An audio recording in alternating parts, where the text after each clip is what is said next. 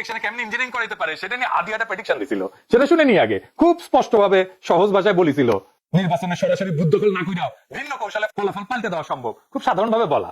আগে শুনেন কি কইছিল আদি। এবার যেহেতু আমলারা সিল মারতে পারবেন না, আপনারা দেখেন এই মানে আমার হয় কি, আমরা যখন সিডাপের মতো একটা ভারী ভ্যালুতে কথা বলি তখন এত থিসিস অ্যান্টিথিসিস সিনথিসিস এরকম বলি যেগুলো জনগণ কানেক্ট করতে পারে কম। হিসেবটা খুব সোজা হলো যে এই প্রত্যেকটা কেন্দ্রে একটা কেন্দ্রে মিনিমাম 10টা বুথ থাকে। তো আমরা জানি একটা কেন্দ্রে একজন প্রিজাইডিং অফিসার থাকে, কয়েকজন অ্যাসিস্ট্যান্ট প্রিজাইডিং অফিসার থাকে, প্রত্যেক কেন্দ্রে আবার পুলিং অফিসার থাকে, এবং এই সবাই থাকে ওই উপজেলা বা জেলার লোকজন, মেইনলি স্কুলের টিচার, কলেজের টিচার, মাদ্রাসার টিচার, সাথে কিছু ব্যাংকার, এরা এখানে করেন। ব্যাপার হলো আপনারা একটা খুব কমন স্ট্র্যাটেজি, সেটা হচ্ছে যারা আমরা তাদেরকে হেভিওয়েট প্রার্থী বলি মেইনলি, তারা যেটা করেন 5-7 জন দামি দাঁড় করাই দেন। দামি প্রার্থী দাঁড় করাই দিলে হয় কি, তার নামে প্রত্যেক প্রার্থীর নামে আবার পুলিং এজেন্ট দেওয়া যায়, মানে তার নামে এজেন্ট দেওয়া যায়। তো ধরেন আমি নিজেও যেহেতু একজন প্রার্থী, তো আমি প্রার্থী হিসেবে আমার কেন্দ্রে প্রত্যেক জায়গায় আমি একজন করে এজেন্ট দিতে পারবো প্রত্যেকটা বুথে।